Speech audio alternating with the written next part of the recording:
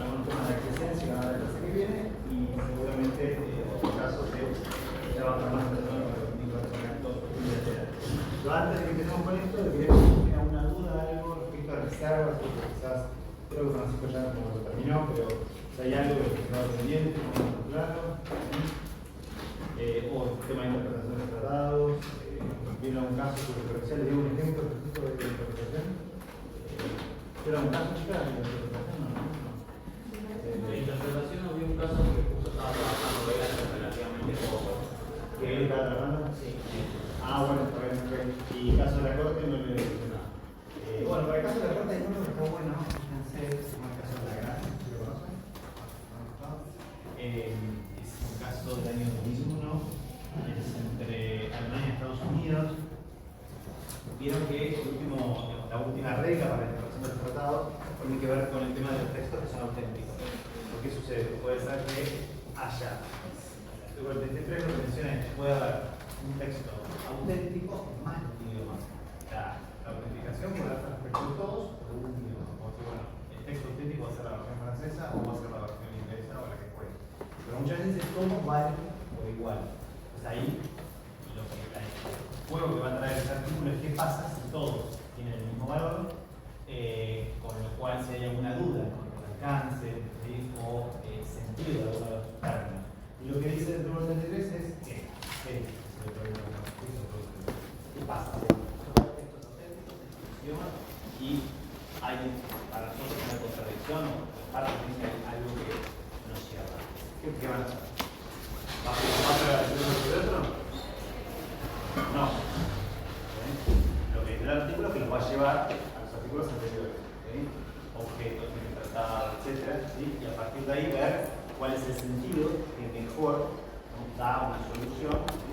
A la interpretación. Este caso de acá es un caso en el cual Alemania lo que hace es demandar a Estados Unidos porque hay unos ciudadanos alemanes, dos hermanos, que estaban sentenciados a muerte. La sentencia de muerte de Estados Unidos en el estado de Arizona. ¿Sí?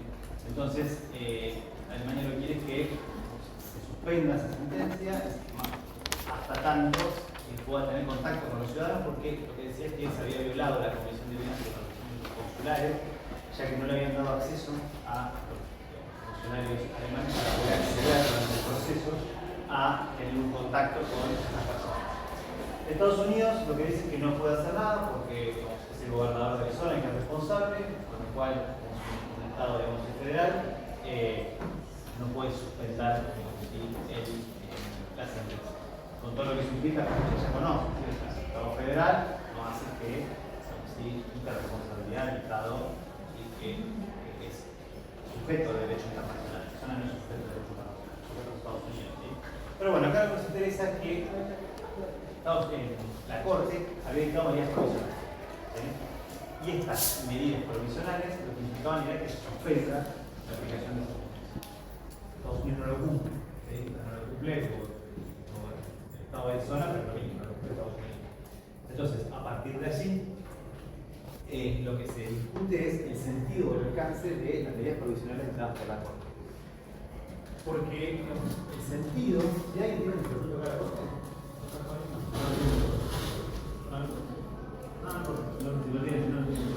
el estatuto de la Corte lo que dice es que si la Corte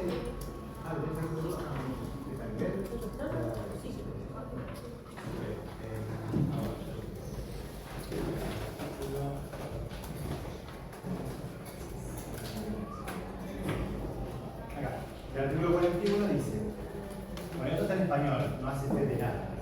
Las versiones pero bueno, en español lo que va a decir es la Corte tendrá la facultad para indicar, como si las circunstancias si lo exigen, las medidas provisionales que deban tomarse, ¿sí? Para resguardar los derechos de todas las partes. La versión esta lo que hace es ir para el lado de la francesa. ¿Por qué? Porque lo que estaba en juego era Estados Unidos decía, las medidas provisionales no son obligatorias. ¿En qué se basaba? Se basaba en la versión inglesa. La versión inglesa utilizaba, ¿sí? La expresión, cuando acá es el artículo 41, las medidas provisionales que deban tomarse, ¿sí? Para resguardar los derechos,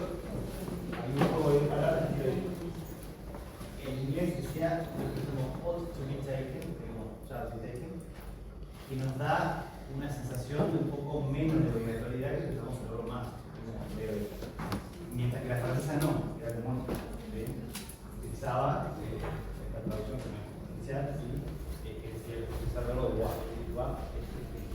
Entonces, recuerda lo que dice, tengo dos. La versión inglesa que me tira más para el lado de algo que no me indica una obligatoriedad fuerte en la lengua inglesa. Mientras que la versión francesa me dice debe ser tomada. Entonces, ¿por qué interpretación nos vamos a indicar? Siendo que los dos textos son auténticos y valen lo mismo. ¿Sí? Bueno, lo que te la corte es, si el objeto del fin de las líneas provisionales es que en caso de una sentencia favorable por una de las partes, ¿sí? Esa sentencia no se ve desvirtuada por hechos que puedan mejorar su contenido. Si las medidas provisionales no fueran obligatorias, no tendría mucho sentido de sociedad. Entonces, se concentra y va por la versión francesa.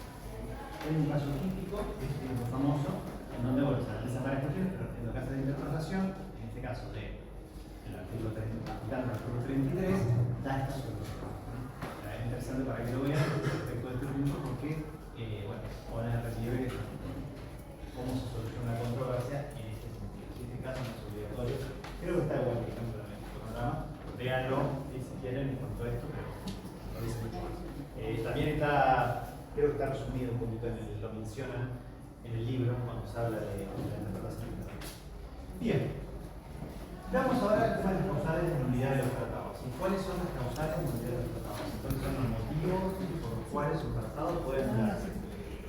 ¿Qué tipo de causales tenemos? ¿Cuáles son los efectos? ¿Qué tipo de nulidad? ¿Sí? Ahí, primero está escribiendo un cuadrito donde vamos a hablar de distintos vicios. ¿Sí? Los vicios, a qué tipo de nulidad van a dar lugar, ¿sí? Y cuál va a ser el resultado. Entonces, vamos a tener distintos vicios. Vicios que son por consentimiento, ¿sí? O vicios por objeto ilícito. Los vicios que son por temas de consentimiento, ¿sí? Un vicio que toca el consentimiento de las partes puede ser formal o sustancial, cualquiera de las dos formas. ¿Sí? Mientras que los que son por objeto ilícito siempre van a ser sustanciales. Los vicios que son formales, por consentimientos formales, van a ser dos nada más. Defecto de competencia. ¿Sí? Defecto de competencia, porque hay un defecto en la competencia de los órganos, ¿sí? Con incapacidad para cerrar el tratado, o restricción de poderes. ¿Sí? Vamos a ver cada uno de esos más particulares. ¿Sí? Defecto de competencia o restricción de poderes. Estos vicios dan lugar a nulidad relativa. ¿Sí? O sea, la nulidad relativa va a ser susceptible de sanar. ¿Sí? Bien, después tenemos vicios sustanciales que también son de consentimiento, ¿sí? Que van a ser error, dolo, corrupción,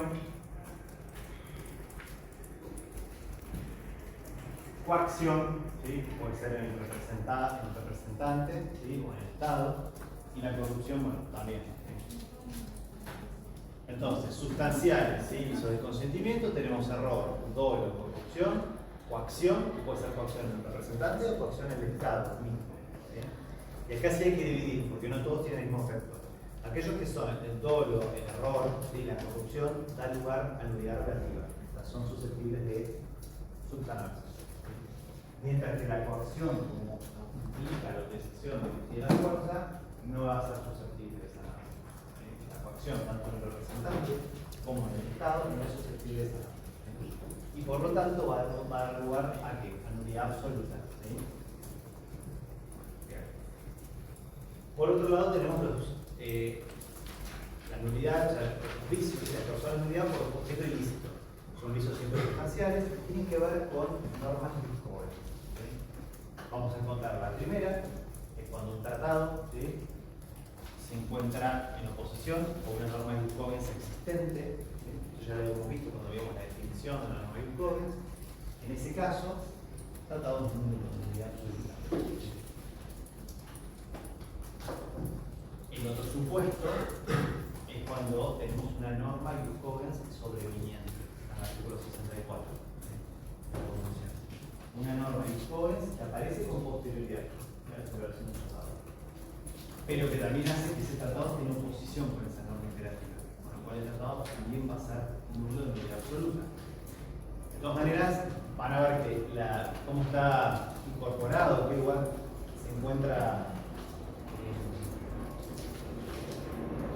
la reacción, ¿sí?, de la convención respecto a una causal, de un juego sobreviviente, no está dentro de la causal de unidades, sino dentro de la causal de terminación. Ahí la van a encontrar. Y la pregunta final, ¿dónde se puede hacer la causal? Como si no hay juego sobreviviente. ¿La causal de unidad? Bueno, ahí. ¿Y dónde está? Está en la parte donde se habla acerca de la causal de terminación.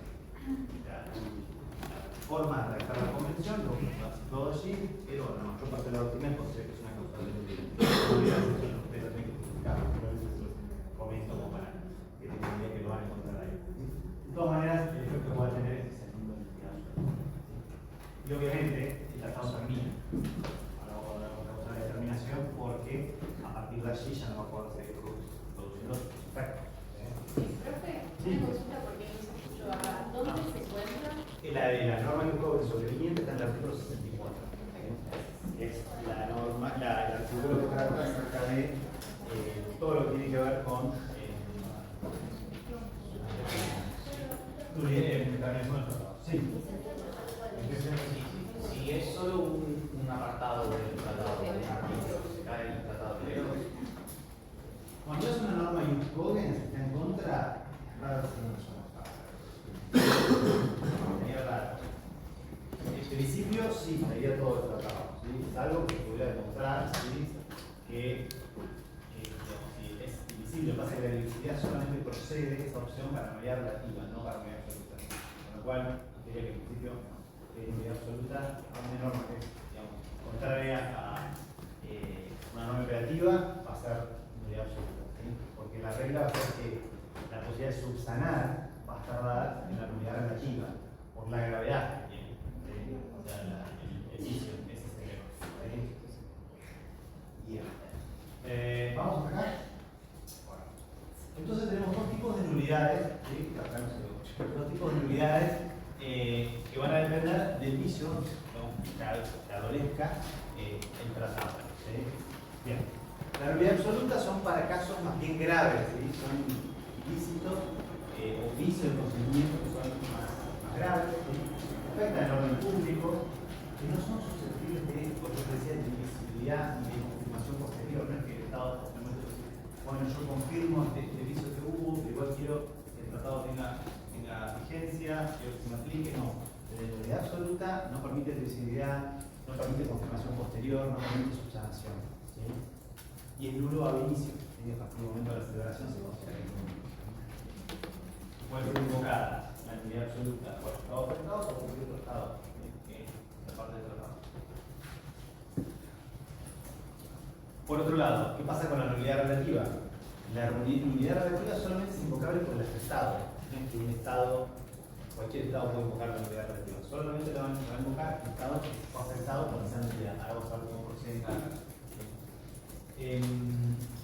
Por otro lado, bueno, es susceptible de confirmación, puede ser subsanado en el futuro. Tiene que ver con, digamos así, la buena fe.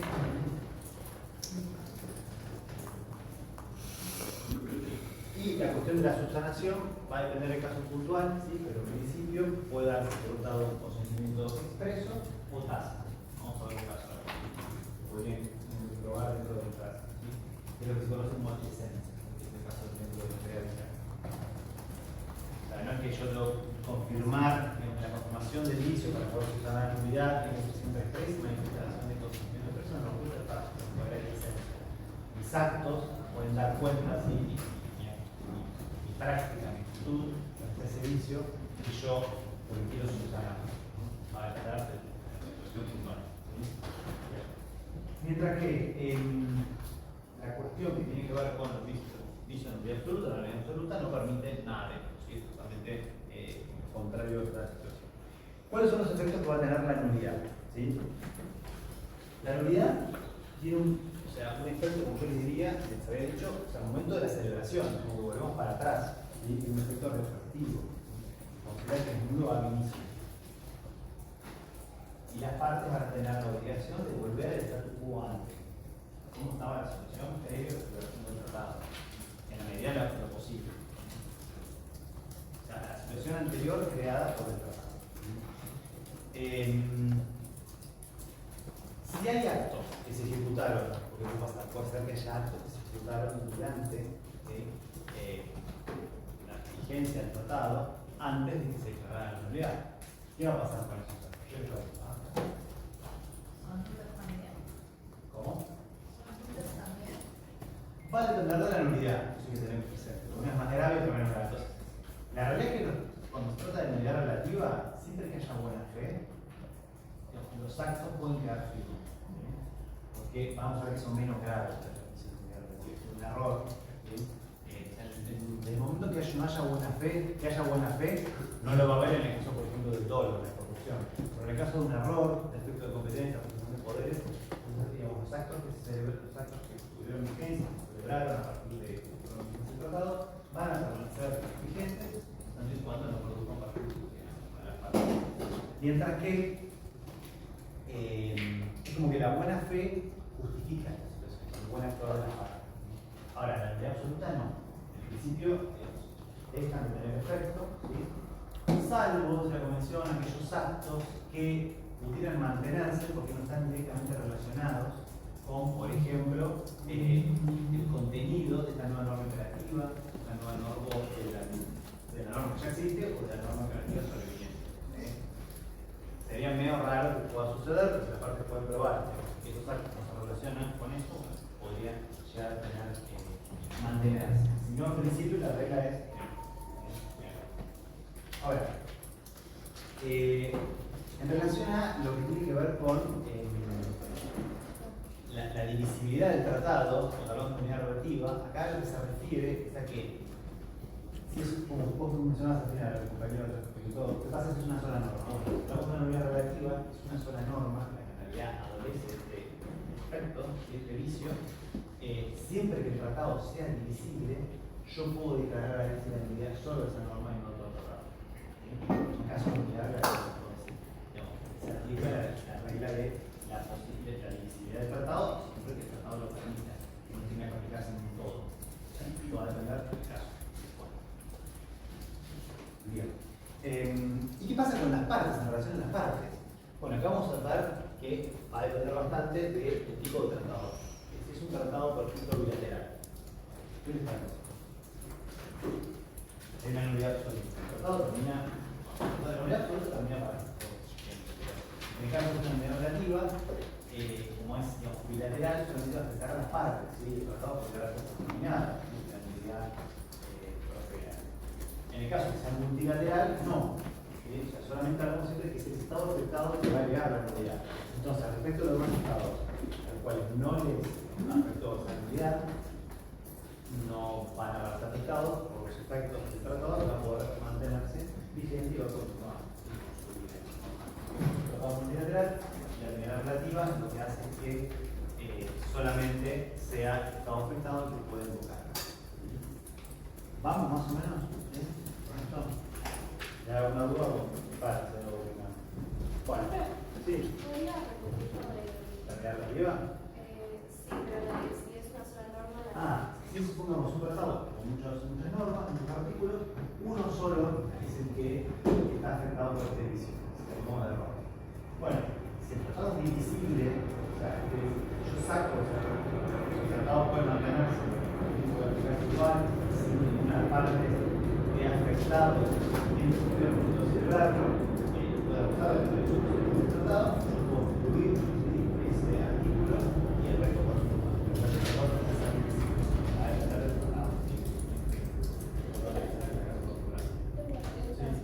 En los bilaterales habías dicho que la nulidad absoluta termina para los dos estados. Sí, pero el otro también. En los multilaterales también, porque si es un tratado multilateral, digamos, en el cual hay está en contra de la norma alternativa, como el uso de la fuerza, la no, comisión de crímenes internacionales, el tratado va a terminar.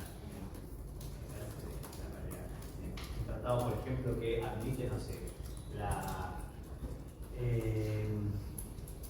¿cómo se llama? La transferencia, el traslado forzoso de personas en determinadas situaciones en contra del derecho humanitario, tratado de tener todos. No hay posibilidad de decidirlo, no hay forma O sea, de el deber es absoluta para todos los estados Sí. intervenidos. Exacto. La realidad relativa, si es bilateral, menciona que se prospera y tiene que ver con una de las partes de la lega y no respecto a un artículo, sino de otro tratado, no quiere que el tratado se le aplique, por ejemplo, por error, por corrupción, por todo lo que fuere, por ejemplo, fue inducido a el tratado por error. En ese caso, el tratado termina, porque es bilateral. Esa es la diferencia. No es bilateral, puede seguir aplicándose, pero son muchas partes. La diferencia puntual. Bien. Bueno. Ahora bien, recuerden siempre esta cuestión de lo que vimos en el caso de Nicaragua.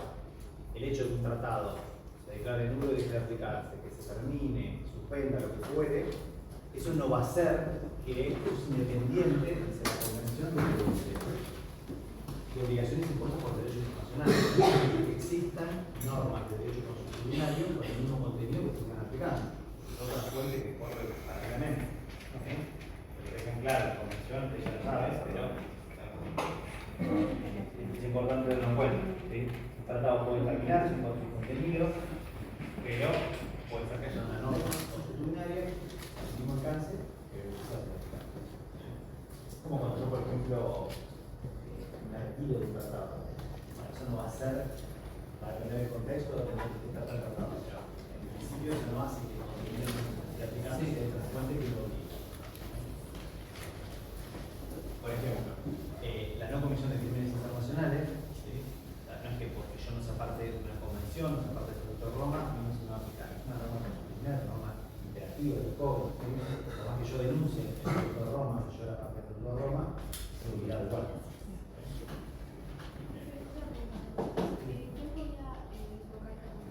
La realidad relativa la va a evocar solamente el propio.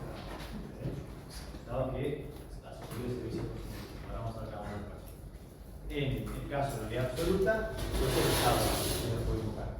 El Estado, por ejemplo, que fue afectado, o todos los Estados partes del tratado, todos los partes del tratado. También puede invocar. Bueno, ¿cuál va a ser la regla general? La regla general para la celebración del tratado es que los tratados tienen las partes que tienen que celebrar el tratado de qué manera. Con discernimiento, con libertad, sin ningún tipo de elemento que vicie ese consentimiento o la intención que tengan a la hora de manifestar, están de acuerdo en obligarse con una determinada norma de X contenido. Entonces, si alguno se ve limitado, se ve atenuado, en ese caso vamos a hablar de entonces, empecemos con el primero de los casos, ¿sí? Que parecen allí. Es el caso de defecto, ¿sí? De competencia. ¿Sí? Defecto de competencia, vamos a ver. Bien, vamos con el efecto de la competencia. ¿Qué es el efecto de la competencia? Quiere decir que ustedes ya habían visto cuando mencionaban la cuestión de los poderes, ¿se acuerdan? Cuando un Estado, digamos, unos poderes, un funcionario tiene unos poderes, cuando no, el Estado como tal no va a ir a una convención porque es un Estado con una ficción. En realidad el Estado se va representado por un agente, por un funcionario, un órgano. Entonces, el efecto de competencia tiene que ver con un vicio que hace a esa representación del Estado. Que va a estar dada por si tiene o no capacidad para una o todas, dependiendo de la cual esté en juego la cuestión del vicio, etapas de celebración de los tratados. Por ejemplo, un funcionario que tiene poder, tiene unos poderes. Yo no tengo plenos poderes, ese es el caso, ¿sí? Puntual. No tengo plenos poderes, vosotros plenos poderes tienen algún defecto. En ese supuesto, ¿qué va a suceder? Se puede alegar el vicio de consentimiento. ¿Y por qué se dice que es relativo? ¿Por qué es, digamos, puede ser susceptible de confirmación? Porque por más que haya estado con posterioridad, puede decir, bueno, está bien, ese tratado fue negociado, el texto fue adoptado por ese funcionario que tenía plenos poderes, pero yo lo confirmo. Entonces, sí, adelante, se subsana. No es algo grave en comparación con el resto. ¿Me siguen acá? Bien. ¿Dónde está esto? El artículo 40, no tiene que ser los artículos, pero esto me interesa porque está bueno. ¿Sí? El artículo 46, ¿sí? Cuando habla de los tratados. ¿Sí? Disposiciones de derecho interno concernientes a la capacidad, competencia para observar el tratado. Dice, el hecho de que el consentimiento de un Estado no legal por un tratado haya sido manifiesto en violación a una disposición de derecho interno,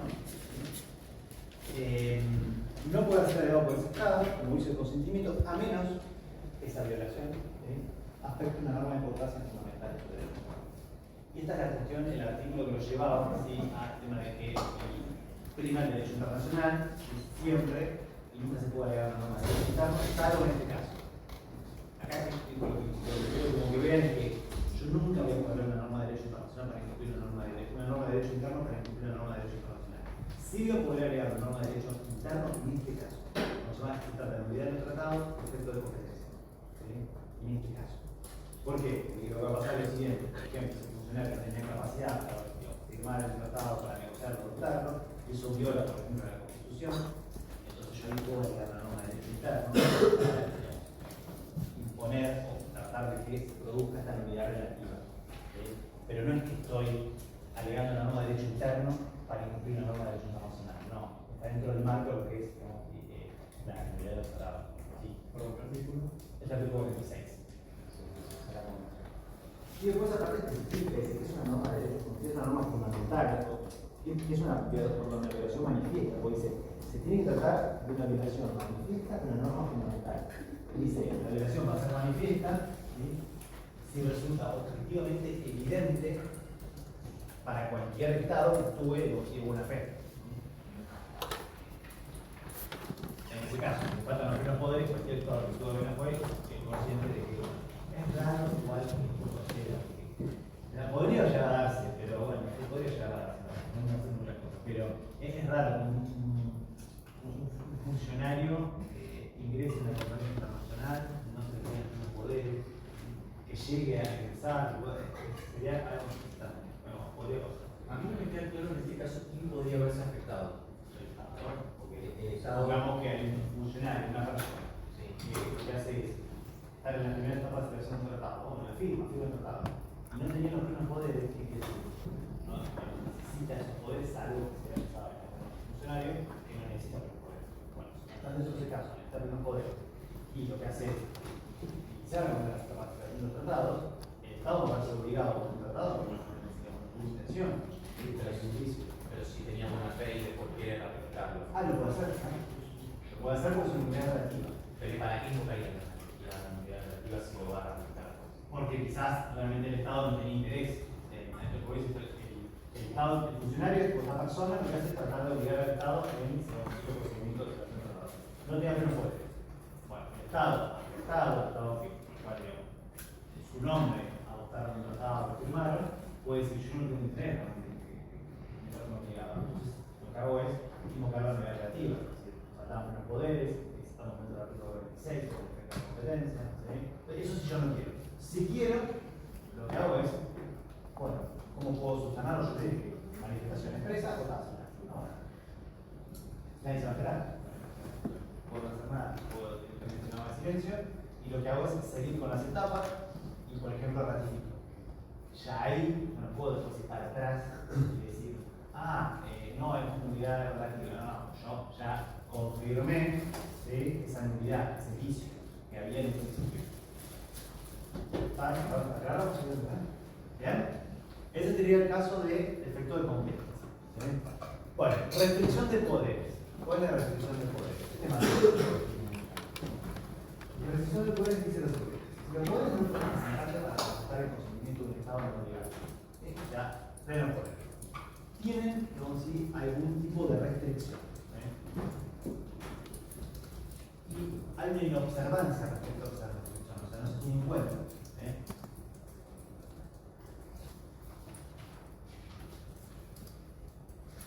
esta situación no va a poder alegarse como hizo el consentimiento, salvo que la restricción haya sido notificada con anterioridad a los demás estados negociadores.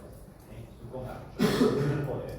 Y esos primeros poderes dicen, bueno, Martín Cano lo necesitamos para negociar y adoptar el resto de los hermanos. Pero hay una restricción. Y bueno, lo puede hacer salvo que en la negociación la contraparte o una de las contrapartes proponga que se incorpore al elemento o permita que adhieran estados del sudeste asiático al tratado. Alguna situación que la relación de poderes es extrema. Bueno, si yo lo hago igual, sigo adelante, ahí se está avisando el consentimiento del Estado. ¿Sí? El Estado que yo estoy representando. Estoy yendo como ultravire. Ahora, el Estado va a poder alegar la nulidad siempre que esa restricción de poder sea pública. Quiere decir, el resto, incluyo yo, eso todos ustedes lo están negociando. Ustedes tienen que haber sabido que hay una restricción de poder. Si no lo saben, ¿cómo yo puedo después imponer la racionalidad relativa? ¿Entienden? Yo cuando llego a la conferencia o a la negociación, tengo que decir, estos son los primeros poderes y los primeros poderes tienen esa restricción. Todos ya saben que si yo firmo algo que tiene ese contenido, va a ser susceptible de mi narrativa. Mi límite es ese, no tengo competencias para hacer esas cosas. ¿Ah? Si no, porque los tratados no tienen que saber. Entonces, ¿qué es lo que se quiere evitar? Se quiere evitar que los estados puedan alegar nulidades de cualquier cosa. Que sea restringido, eso para casos puntuales. ¿Por qué? Porque siempre hablamos de que la intenta es aplicar el derecho internacional y que, bueno, es una liberación de tratados, siga su curso, pero bueno, obviamente algunas cuestiones tienen que tener en cuenta. Bien, estamos entonces, todos son sencillos, ¿sí? Son nulidad relativa, se pueden confirmar, defecto de competencia y protección de poder, son vicios formales, ¿sí? Que hacen a la forma de cómo yo presto mis consentimientos. Después vamos a tener otros vicios, ¿sí? Sustanciales. Vamos a empezar con los primeros tres, que son error, dolo y corrupción. Estos tres van a dar lugar a la nulidad relativa. Vamos con el error. ¿Sí? ¿Cuándo el error puede ser considerado un vicio de consentimiento? Bueno, en primer lugar vamos a excluir algunos supuestos. ¿Sí? El error de derecho no puede ser alegado como un vicio de consentimiento. No puede alegar desconocimiento del derecho. Dice, no. Tiene que ser de hecho. Bien. Por otro lado, tiene que ser esencial. ¿Sí? O sea, se tiene que tratar de un error que, de no haber existido, de yo no haber incurrido en ese error, no hubiera avisado mi consentimiento. O sea, yo, por ejemplo, si hubiera sabido tal o cual como no hubiera caído en ese error, quizás no hubiera celebrado el tratado. O hubiera aportado el derecho para modificarlo. Tiene que ser esencial, no tiene que ser formal. Tiene que ser esencial. O sea, si solamente afecta la redacción del tratado, los aspectos técnicos, no va a ser un vicio de consentimiento.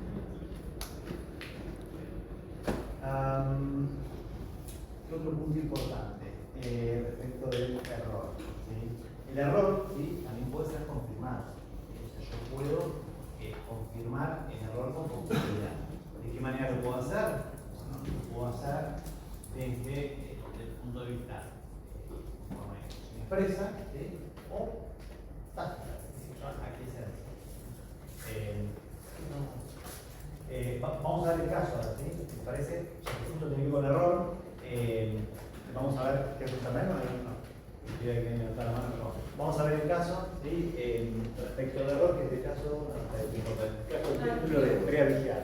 Este le lo cortito, ¿sí? Un caso de Tailandia y Camboya, ¿sí? Así que lo vamos a explicar, ¿sí?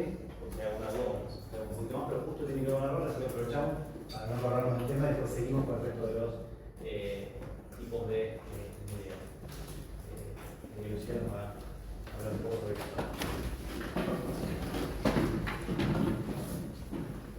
Bueno, el caso es entre Camboya y Tailandia. Si leen el fallo, van a ver que no dice Tailandia, dice Siam, y por el lado de Camboya no va a decir Camboya, va a decir Francia, porque Camboya fue parte de la Indochina francesa y sus relaciones exteriores estaban a cargo de Francia. Así que eso primero para, si no leen, que es normal que les aparezcan talentos Camboya. ¿Qué pasa acá? Hay un templo que está en el límite de la frontera entre Camboya y Tailandia, que se viene a ver en ruina. Es un templo muy religioso para lo que es el culto y el tema de las peregrinaciones, y también tiene un valor cultural.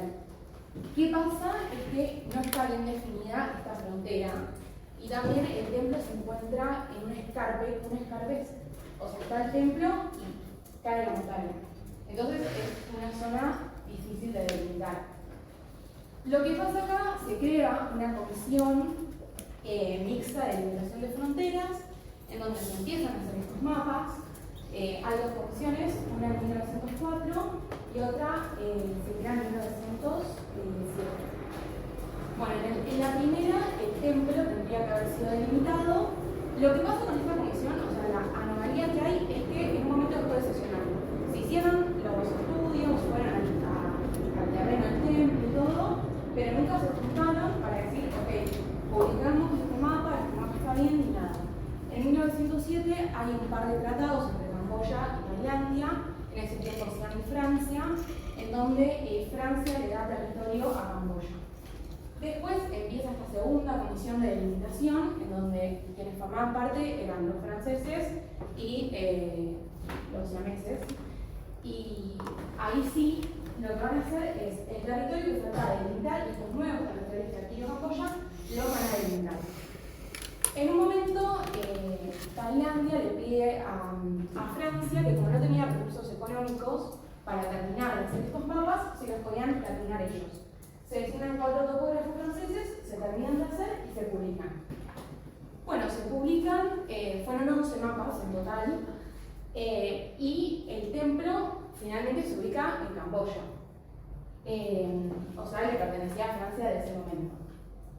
Tailandia nunca hace una referencia a que este mapa estaba mal ni nada, incluso lo acepta, lo usó mucho tiempo para cuestiones locales y también para cuestiones de público conocimiento, y a su vez este mapa no fue conocido solamente entre Francia y Tailandia, sino que lo conoció, o sea, todo el mundo. Se mandaron a importantes lugares que publicaban cosas geográficas, es decir, tenía el conocimiento en el mundo entero de este mapa. Si hacía lo que quería, estaba disponible para verse.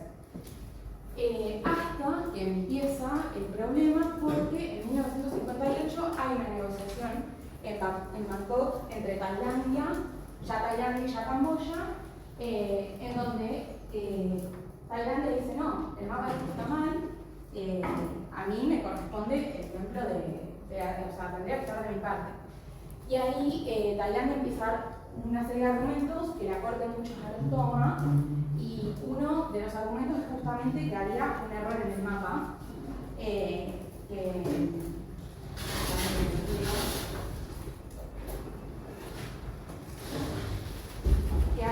concluyó que había un error, que este mapa tampoco era obligatorio, porque la comisión en realidad nunca sesionó y nunca lo aprobó, y que no, o sea, como que Tailandia lo trata como: no entiendo cómo lo aprobamos, esto es incoherente.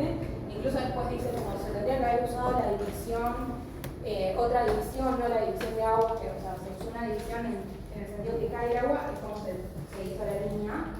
Y después también alega que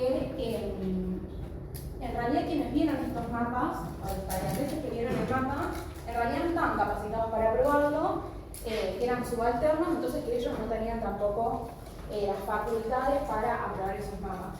¿Qué dice la corte? En realidad acá no hay error, porque el mapa era conocido y que hay aquiescencia. ¿Qué es aquiescencia? Es cuando podías hacer algo, no lo hiciste, entonces perdiste el derecho a reclamar.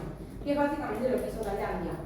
Por 50 años, o sea, piensen desde 1908 más o menos hasta 1958, nunca reclamó el mapa. Incluso, si en un momento Tailandia dice: estábamos ejerciendo soberanía en la región del templo, la verdad que no, porque Camboya dice: no, nosotros estábamos ahí, nunca hubo una disputa de soberanía en el sentido de guerra,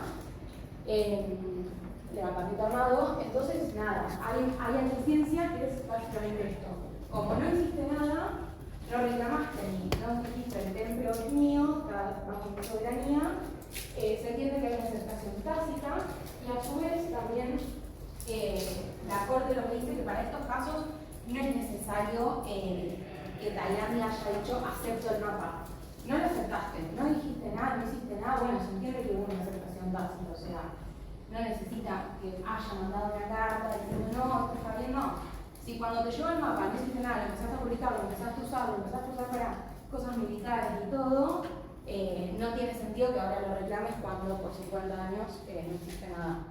Así que eso, la quiesencia es, cuando tenías el derecho a reclamar o pedir algo, no lo hiciste, entonces se entiende que aceptaste esa situación. Como ¿Lleva alguna duda? Exacto, bien, muchas gracias.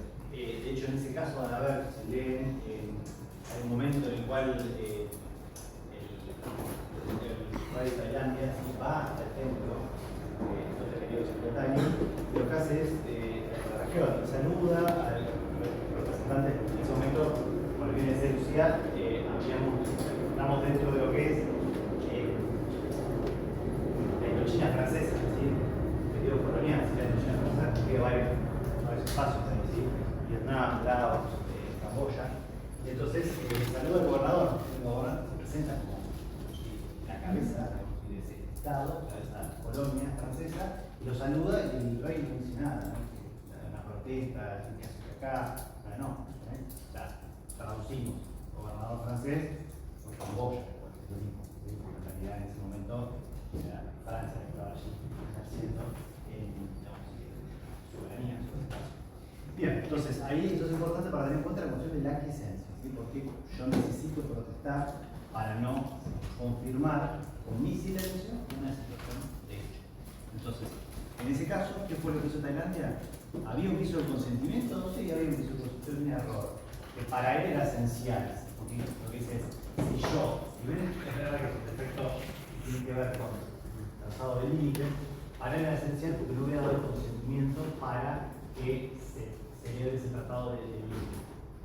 Pero ¿qué pasa? Pasó un tiempo y mi silencio confirmó ese vicio, por lo cual la otra parte, si estuvo informada de que para tener un error, o no lo estuvo informada, porque tengo que saberlo, está en su derecho de crear que ese límite definitivo, ese tratado, que a todos los efectos sin ningún problema. ¿Sí? Bien. Entonces, ese es el error. Ahora pasemos al dolo. ¿Sí? ¿Qué pasa con el dolo? Acá hablamos de un Estado, ¿sí? Que fue inducido por medio de un ardid, un engaño, que hay mala fe. ¿Sí? Por eso, en este caso, es importante resaltar que hay una conducta que es fraudulenta. Entonces, yo soy inducido como Estado, ¿sí? A celebrar un tratado y de esa manera, digamos, sí, se logra tener mi consentimiento.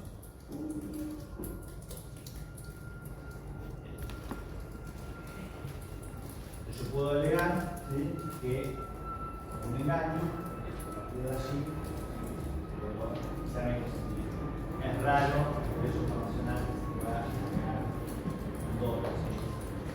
Por ejemplo, podría darse si a un Estado se le oculta determinada información que es determinante para la celebración del tratado, haber conocido esa información, ¿sí? Yo no lo voy a celebrar. ¿Y cómo se subsana en este caso? Y si yo también, yo lo podría subsanar, o sea, el dolo, y como ven ahí, o sea, es de nulidad relativa. Porque a mí me puede inducir a celebrar un tratado. Pero bueno, yo si después no digo nada y quiero seguir, digamos, con el tratado, es agotarlo. Es de nulidad relativa.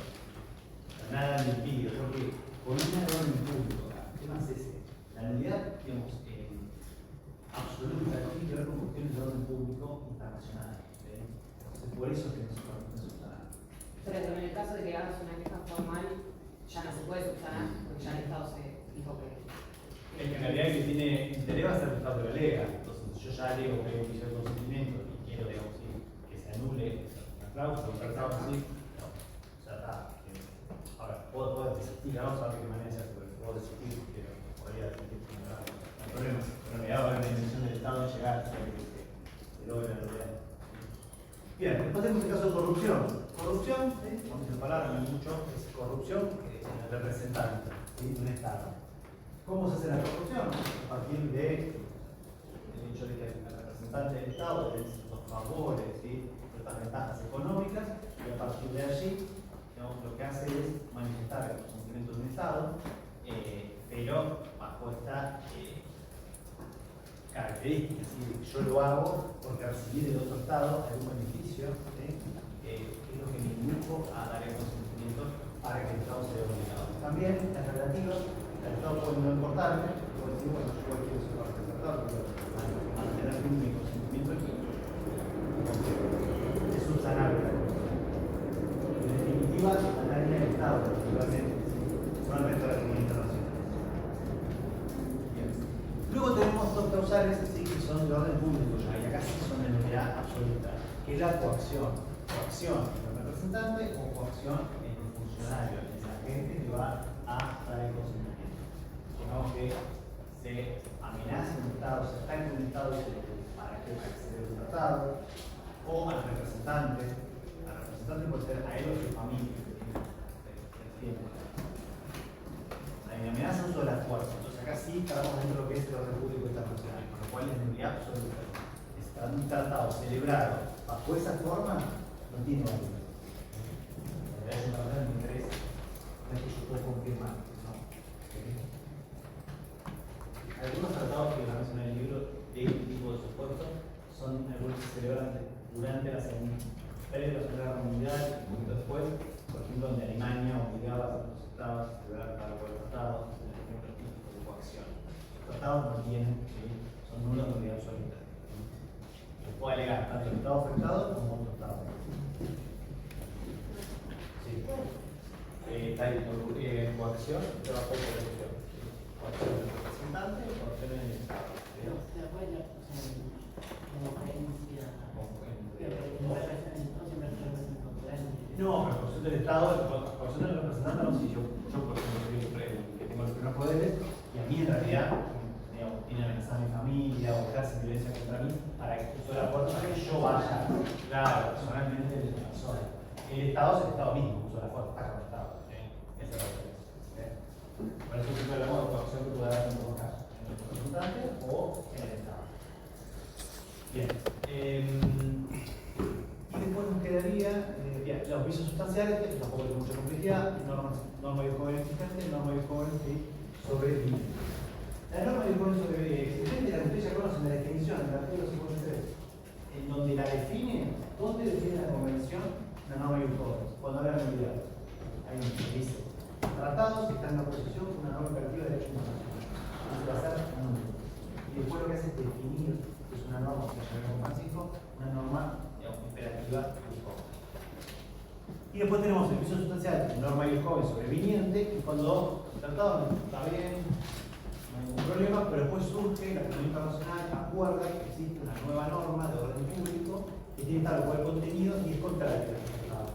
Ese tratado termina. Es una determinación, pero también la nulidad lugar a nulidad absoluta.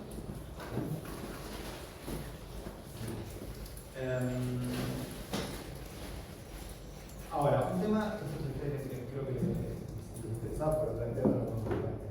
¿Cómo solucionan las controversias? ¿Cómo determinamos en la nulidad quién lo va a decidir? Bueno, la convención establece ciertas reglas. ¿Sí? Lo que dice es que, en el caso de una de las partes quiere agregar la nulidad, cualquiera que sea, lo que va a hacer es notificar, hacer una notificación. ¿Sí? Para no parar. Acá no hay plazo, yo puedo hacerlo en un plazo. Puedo ya no puedo, cualquier momento. El resto de las partes fue en el periodo de 3 meses, puedo objetar esto.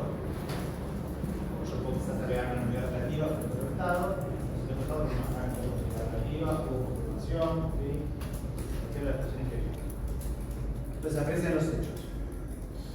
Y se va a tratar de solucionar las controversias a partir de lo que es el artículo 33 de la Carta de Naciones Unidas, que no lo vimos todavía. El artículo 33 lo que hace es obligar a las partes a solucionar la controversia de manera pacífica y da algunos métodos que no son taxativos de la obligación que pueden utilizar. Puede ser la negociación, o los juicios, con muchos métodos. Por tanto, que nos lleva a ese ámbito. Y si ahí pasan 12 meses y no hay una solución de la controversia, acá vamos a tener que diferenciar dos cosas. si hablamos de un conflicto que surge a partir de una norma de un código sobreviviente o existente, o todo el resto de las causales nucleares. Como que la convención le da una relevancia mayor a las causales que tienen que ver con vicio sustancial y por objeto ilícito que al resto. Entonces, si son todas menos la de norma y Cohen, como para clasificarlo un poco más sencillo, cualquiera menos aquella que versa sobre norma y Cohen, si pasa todo este periodo de los 3 meses, el artículo 33, no llegamos a la solución en el periodo de un año, bueno, a partir de ahí, la solución que va a dar la comisión es que tiene que solicitar la constitución de una comisión de conciliación. ¿Sí? Va a haber una comisión de conciliación que se va a encargar de dar una solución a esta cuestión. Si se trata de normas y códigos, vamos a ir primero al arbitraje. Y si por arbitraje no se llega a solucionar, Corte Internacional. Repito todo. Si hay un conflicto en cuanto a la existencia, vamos a una nulidad, legal, que va a hacer notificar las partes. Va a haber un periodo de 3 meses para que las demás partes puedan objetar, apreciar los hechos. ¿Sí? Van a tratar de solucionar la controversia por medio del artículo 33 de la Carta de Naciones Unidas, que es una lista de delitos diplomáticos y no diplomáticos. Y si no se llega a una solución en el plazo de un año, 12 meses, lo que se va a hacer es constituir una comisión de conciliación. Y la comisión de conciliación está compuesta por un número de expertos determinados que designan las partes. Si se trata de cualquiera de las otras causales, perdón, de las causales que son de norma y Cohen, pasados el periodo de un año, lo que se va a hacer es el arbitraje o corte de nosotros. Esa es la si por arbitraje no tenemos una solución, la corte internacional. ¿Y si el Estado no ajusta la competencia de la Corte? Es bien. Si yo tuve la comisión de bienes, yo tuve la comisión de bienes. Ok. Pero vamos a ver, está bueno preguntar. Vamos a ver esta cuestión de cuándo la corte competente. Yo lo personalmente, hay distintas formas de aceptar la competencia de la corte. A ver, habría que ver las reservas, si se permitían también reservas para la comisión, si de esa película se permitían y si hay reservas. Habría que verlo, pero al principio, digamos, si hay una solución, aunque bueno, podría llegar a. Pongamos que una.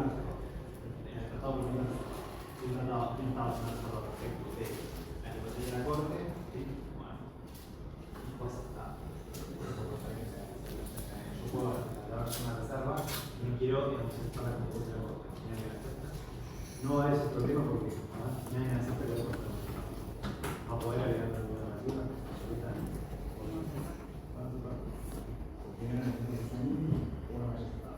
Si uno lo aceptó, el tema es que si uno lo aceptó, pues no va a ser más aceptado. Bueno, ahora veamos entonces lo que nos queda, que es la cuestión de las causales de terminación y suspensión. Esto es un poco más. ¿Cómo termina un tratado? ¿Cómo se suspende un tratado? O sea, la diferencia sustancial entre uno y otro caso es cuando el tratado termina, deja de producir lo jurídico. En la suspensión también deja de producir lo jurídico, pero es algo temporario. Lo temporario, luego del cual pasado el periodo puntual, parte de determinado, el tratado puede dar procesos. Esa es como la diferencia entre suspensión, ¿sí? Y terminación. ¿Cuándo va a terminar un tratado? Bueno, la terminación de un tratado, digamos así, se va a dar en primer lugar conforme a las disposiciones del tratado, dependiendo de lo que el tratado diga. El tratado dice que dura 100 años, sobre 100 años, termina. Esto va a ser a partir de lo que se determine el tratado. Y si no, también puede terminar en cualquier momento, si todas las partes conscientes, si todas las partes dan el consentimiento para que el tratado termine, también el tratado termina. Hay un punto importante, que termina el tratado, dice, ¿qué es lo que pasa si hay una reducción de las partes del tratado? Un tratado multilateral, ¿no? Un número inferior que era necesario para entrar en el negocio. Supongamos que yo necesitaba 35 ratificaciones para ver el tratado en vigor. Si se van del tratado, la reducción de las partes, ¿sí? Denuncia el tratado, bastantes estados tienen un número inferior de eso. Si el tratado terminó o no. Lo que dice la Convención es que en principio no. Salvo que el tratado le ponga. ¿Por qué? Porque lo que quiere hacer es, en principio, darle prioridad a la continuidad de los efectos jurídicos que pueda producir el tratado. ¿Sí? Pero no es automático. Salvo que el tratado diga específicamente, se haya la superior a las que se necesitan para que el tratado de vigor va a terminar y el tratado también. Bien, ahora, supongamos que un tratado, ustedes ya creo que lo mencionaron, lo vieron con Francisco, esta cuestión de la posibilidad que yo pueda retirar un tratado multilateral o utilizar un tratado libre. Pero ¿qué pasa si el tratado no dice nada? Hay silencio. El tratado no dice nada hasta la posibilidad de una parte de un Estado denuncia un tratado. ¿Se puede o no se puede? Bueno, lo que dice la Convención es que en principio, no contiene disposiciones, no poder ser objeto de denuncia, retiro. Pero dice, bueno, si se desprende el contenido del tratado, de la intención de las partes, esta posibilidad existe, sí lo van a poder hacer. Como que primero por la negativa, pero después también hay que indagar acerca de cuál fue la intención de las partes y puede dar de alguna manera la posibilidad podría llegar a existir siempre que, aunque no estuviera expresamente prevista, obviamente está prevista. Y esto en realidad es como que es raro que un tratado no permita que un Estado se vaya, se retire, porque en principio lo principal de un Estado es su soberanía. Yo doy parte de dar mi consentimiento tiene que ver con la soberanía. Entonces, ¿cómo no voy a poder ir? Si no puedo firmar, ¿cómo no me puedo ir? Por ejemplo, en el caso del Tratado de la Unión Europea, nunca preveía la posibilidad de que un Estado se vaya, porque depende de lo que quiere que un Estado se parte de nuestro tratado. Entonces, cuando se fue al Reino Unido, se discutía un poco eso, porque por más que hubiera silencio, se diferente del Estado, control el ejercicio de las competencias, si esa parte no quiere hacerlo más, puede hacer, de hecho, bueno, dice el Estado. Bien. ¿Qué más? Respecto a la suspensión, lo mismo, ¿sí? Son las mismas cosas, o sea, la suspensión va a tardar en estar en un tratado, que pongan las partes, de acuerdo, ¿sí? La única diferencia va a estar en el caso que mencionaba, que tiene que ver con el efecto. El efecto de la suspensión de los derechos y obligaciones que se suspenden del tratado pasa temporario, por el tiempo que las partes determinen. Bien, ¿qué pasa cuando se celebra, o sea, cuando termina un tratado por celebración de un tratado posterior? Como consecuencia de un tratado posterior. Creo que habíamos mencionado algo, pero ¿qué sucede si en una parte celebran un tratado con posterioridad? Bueno, acá va a depender, en primer lugar, de que termine un tratado posterior. El tratado posterior dice, ¿el tratado posterior termina? Sí, termina. Y si no dice nada, va a continuar en la medida en que no sean incompatibles. ¿Por qué? Porque la regla, el principio general que el tratado posterior a la anterior es una norma, una fuente principal. ¿Sí? Para que esto aplique, se tienen que firmar exactamente los mismos estados del tratado anterior, o puede pasar que tienen más o menos estados, pero igual se termina el tratado anterior. Podría pasar, lo que pasa es que si hay estados nuevos, ahí las relaciones van a ser distintas, van a ser que solamente respecto de aquellos que tienen consentimiento para el mismo estado. Esa es la diferencia. Si tres países firman un tratado, sí, y después pueden firmar esos mismos países el tratado de violencia, yo no quiero firmar. Las nuevas condiciones se aplican para los estados que quieran continuar, Y ahí, para el anterior. el nuevo, el del estado viejo que no quiso firmar, no se lo va a obligar. Claro, sí, con la relación anterior. Sigue con la relación anterior, en la medida que ese tratado, digamos, en relación con las partes nuevas, siempre no es incompatible. ¿Sí? Claro, esta es la realidad. Por lo general, el tratado va a disponer algo, no es que va a ser. Las partes no, porque es un problema, es un problema. Los tratados no van a ser problemas. Por lo menos los negociadores, los expertos que van a asesorar a los estados van a decir, tenemos un tratado sobre materia de seguridad, tenemos que arreglar cosas con gas. Entonces, lo dejan bien claro. Para que no haya un conflicto, si no puede haber.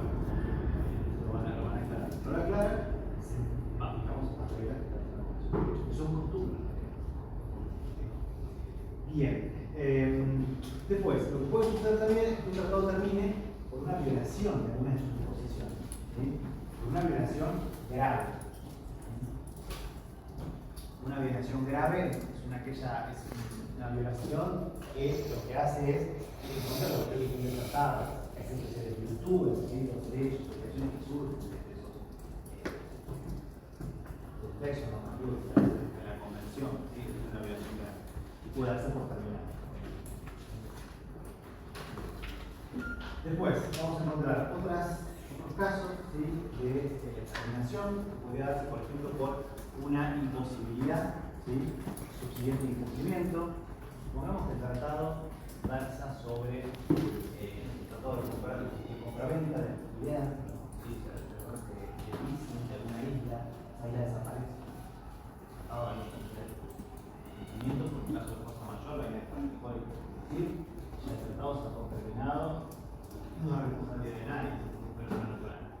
Caso medio extremo, pero supongamos que hay un caso similar de otra índole, de otro sistema, pero tiene que ver con imposibilidad suficiente, ¿no? Imposibilidad de la relación del tratado. Y el incumplimiento, el tratado se va a dar por obviamente que no tiene que haber, yo no tengo que haber incurrido en conducta en situación para que se produzca esa terminación.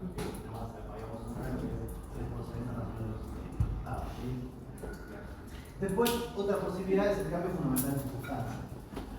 El cambio fundamental de circunstancias, la diferencia va a ser que no va a ser el tratado centralmente.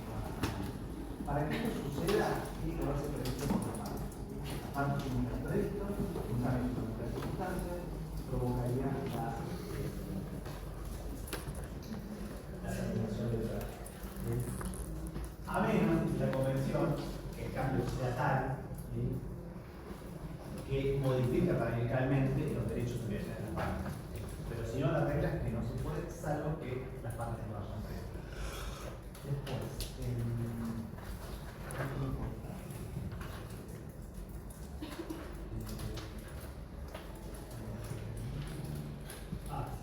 la ruptura de la relación diplomática. Si se rompan las relaciones diplomáticas entre los estados, implica que el internacional de trabajo haya llegado a un principio, que no es algo que va de la mano, excepto que sea requisitos para poder ejercer los derechos que surgen de ese tratado que tenga relaciones diplomáticas. No, no.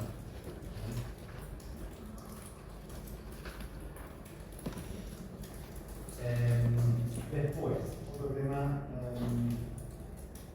importante. La cuestión de, como puede suceder, ¿sí?, que haya un cambio fundamental de circunstancias, ¿sí? El cambio fundamental de circunstancias no se va a poder alegar cuando se trate, por ejemplo, de un tratado que tenga que ver con normas que basan sobre derechos humanitarios, normas que protejan a las personas no informadas. Porque en este caso lo que se quiere es la protección de las personas. Eso no se puede hacer. Vemos los tratados limítrofes, que es un límite, yo quiero es seguridad. Por otro lado, la violación grave, ¿qué pasa si un Estado viola un tratado de derechos humanitarios? Porque en realidad la convención se refiere a eso, al derecho humanitario. Dice, violación grave del tratado federal. Dice, no se va a aplicar cuando hablamos de violación grave. Dice, no se va a aplicar a las disposiciones relativas a la protección de la persona humana, un tratado de carácter humanitario. O sea, si hay una violación grave de un tratado, yo les doy un fundamento para poder proteger un tratado, no se va a aplicar esto en un tratado de derechos humanitarios. ¿Sí? Si, por ejemplo, un Estado está en un conflicto armado, viola el tratado de derechos humanitarios y que lo que dice es que no podemos utilizar determinadas armas así, las usa, las otras partes no pueden decir, esto violó el tratado y yo quiero una violación grave, yo quiero darlo por terminado.